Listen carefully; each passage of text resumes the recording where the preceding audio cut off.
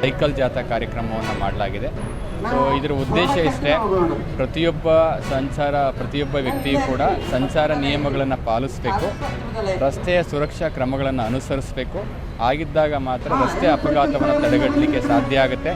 ಒಂದು ಶಿಸ್ತಿನ ಒಂದು ಜೀವನ ಸುಗಮಕ್ಕೆ ಆದಿ ಅನ್ನುವಂಥ ರೀತಿಯಲ್ಲಿ ಪ್ರತಿಯೊಬ್ಬರೂ ಕೂಡ ದಯಮಾಡಿ ವಾಹನವನ್ನು ಸಂಚಾರ ಮಾಡತಕ್ಕಂಥ ವಾಹನ ಚಾಲಕರು ರಸ್ತೆ ನಿಯಮಗಳನ್ನು, ಸಂಚಾರ ನಿಯಮಗಳನ್ನು ಕಟ್ಟುನಿಟ್ಟಾಗಿ ಪಾಲಿಸಬೇಕು ಅಂತ ನಾನು ವಿನಂತಿಯನ್ನು ಮಾಡಿಕೊಳ್ತಾ, ಈ ನಿಟ್ಟಿನಲ್ಲಿ ನಾವು ಜಾಗೃತಿ ಕಾರ್ಯಕ್ರಮವನ್ನು ಕೂಡ ಮಾಡಿದ್ದೇವೆ.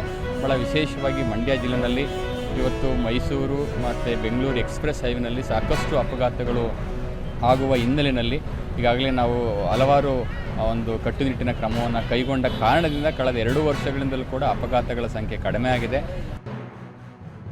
ರಕ್ಷಣೆಯನ್ನು ಉಳಿಸ್ಕೊಳ್ಳೋಂಥ ಒಂದು ಸಂದೇಶ ಎಲ್ಲ ಕಡೆ ಹೋಗಬೇಕು. ಮತ್ತು ಹೆಲ್ಮೆಟ್ ಹಾಕಿಲ್ಲ ಅಂದರೆ ಆಗುತ್ತೆ ಅನ್ನೋಂಥದ್ದು ಜಾಗೃತಿ ಸಹ ಮೂಡಬೇಕು. ಮತ್ತು ಮೈನರ್ಸ್ಗೆ ಲೈಸೆನ್ಸ್ ಇಲ್ದಿದ್ರೆ ಸಹ ತಂದೆ ತಾಯಿಗಳು ಗಾಡಿ ಕೊಡ್ತಾ ಇದ್ದಾರೆ, ಅದು ಸಹ ತಪ್ಪು. ಇದರಿಂದ 25,000 ರೂಪಾಯಿ ದಂಡ ಮತ್ತು ಪಾಲಕರಿಗೆ ಜೈಲು ಶಿಕ್ಷೆ ಸಹ ಇದೆ. ಇದ್ರ ಬಗ್ಗೆ ಎಲ್ಲ ಅವೇರ್ನೆಸ್ ಮೂಡಿಸಬೇಕು. ಯಾಕಂದರೆ ರಸ್ತೆ ಅಪಘಾತದಲ್ಲಿ ಒಬ್ಬರಿಗೆಲ್ಲ ತೊಂದರೆ ಆಗೋದು, ಇಬ್ಬರಿಗೂ ಸಹ ತೊಂದರೆ ಆಗುತ್ತೆ. ಪ್ರತಿಯೊಬ್ಬರ ಜೀವನ ಮುಖ್ಯ. ಆದ್ದರಿಂದ ಎಲ್ಲರೂ ಸಹ ರಸ್ತೆ ಸುರಕ್ಷತಾ ನಿಯಮವನ್ನು ಪಾಲನೆ ಮಾಡಿ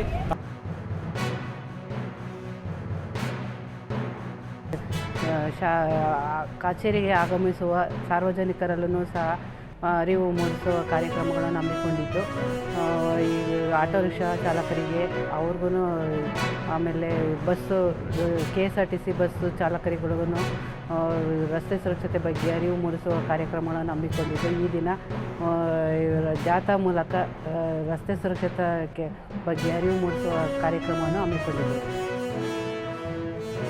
ಈ ಕಚೇರಿಯಿಂದ ನಾವು ಕಾರ್ಯಕ್ರಮವನ್ನು ಮಾಡಿದ್ದೇವೆ. ರಕ್ತದಾನ ಶಿಬಿರ, ದೈಹಿಕ ತಪಾಸಣೆ ಮತ್ತು ನೇತ್ರ ಚಿಕಿತ್ಸಾ ಶಿಬಿರಗಳನ್ನು ನಾವು ಏರ್ಪಡಿಸಿದ್ದೇವೆ. ಈ ಒಂದು ಕಾರ್ಯಕ್ರಮವನ್ನು ಸಮಾರೋಪದ ಅಂಗವಾಗಿ, ಸಮಾರೋಪ ಅಂದರೆ ಮುಕ್ತಾಯ, ಆದರೆ ನಮ್ಮ ಸಾರಿಗೆ ಇಲಾಖೆ ವತಿಯಿಂದ ಈ ಕಾರ್ಯಕ್ರಮ ಎಂದು ಮುಕ್ತಾಯವಾಗೋದಿಲ್ಲ, ಇದು ನಿರಂತರವಾಗಿ ನಡ್ಕೊಂಡು ಹೋಗುತ್ತೆ. ಇದು ಒಂದು ಸಾಂಕೇತಿಕವಾಗಿ ಒಂದು ಸಮಾರೋಪ ಸಮಾರಂಭದ ಅಂಗವಾಗಿ ಈ ದಿನ ಒಂದು ಶಾಲಾ ಮಕ್ಕಳ, ವಿದ್ಯಾರ್ಥಿಗಳ ಮತ್ತು ಎಲ್ಲ ಆಟೋ ಚಾಲಕರ ಮತ್ತು ವಾಹನ ತರಬೇತಿ ಶಾಲೆಗಳ ಒಂದು ಬೃಹತ್ ಜಾಥಾವನ್ನು ನಾವು ಜಿಲ್ಲಾಧಿಕಾರಿಗಳ ಕಚೇರಿಯಿಂದ ನಾವು ಏರ್ಪಾಡು ಮಾಡಿದ್ದೇವೆ.